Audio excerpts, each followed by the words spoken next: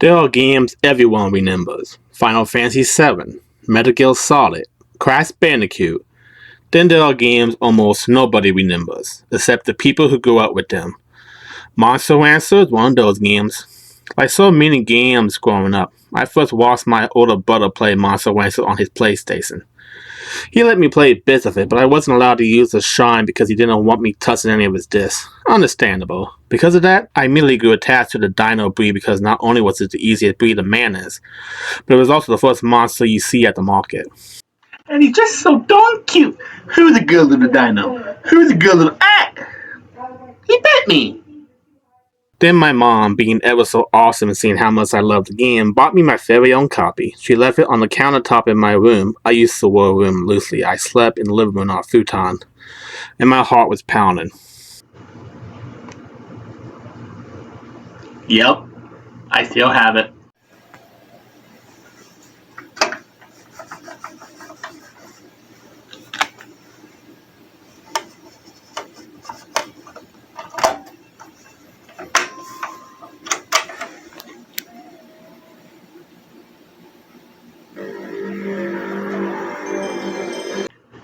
Yep, there truly is no better sound than a original Sony PlayStation.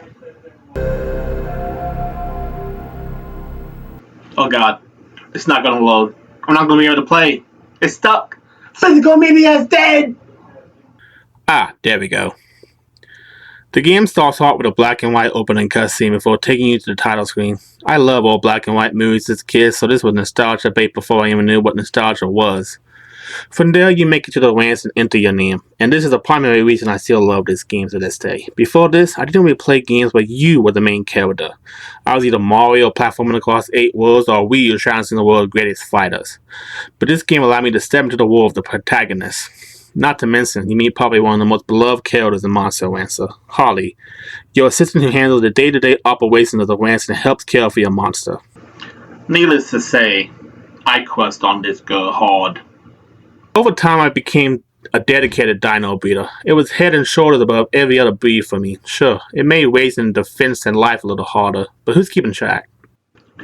Now I'm sure there's one thing my Monster Rancher brethren can attest to. These games were hard.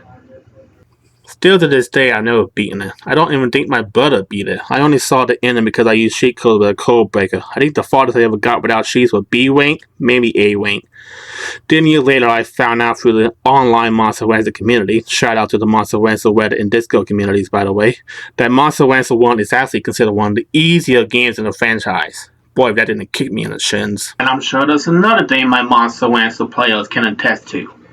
Hardly anybody I meet know these games exist.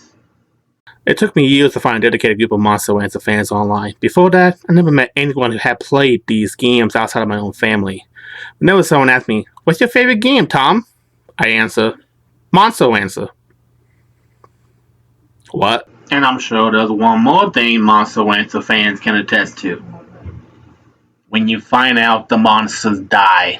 That's right. The monster you raise, the one you get attached to, can actually die. Whether it's from old age or injuries sustained in tournament battles. It added another layer of difficulty because if you wanted to spend time grinding to defeat tougher opponents in the higher ranked tournaments, you were always racing against the clock. As I said before, this fact haunted our childhood. I know plenty of family members who were genuinely upset when they found this out. My brother used to freeze his monster because he thought it would make them live longer. I have absolutely no idea whether there's any truth to that. Back then, I couldn't sleep because I was so excited to play Monster Rancher. Nearly 30 years later, I still get excited every time I hear that PlayStation startup.